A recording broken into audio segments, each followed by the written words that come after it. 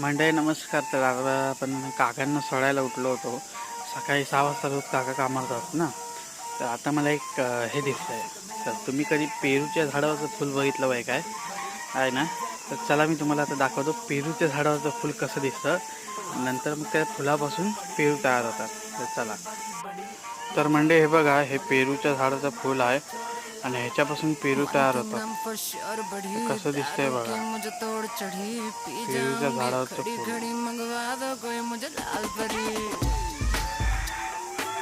आता ह्याच्यापासून पेरू कसे तयार होतात ते पण तुम्हाला दाखवतो.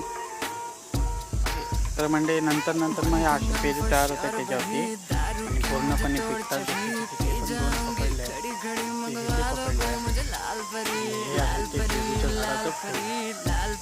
व्हिडिओ आवडला तर काय करा, म्हणजे लाईक करा आणि चॅनलला सबस्क्राईब करायला विसरू नका. जय हिंद.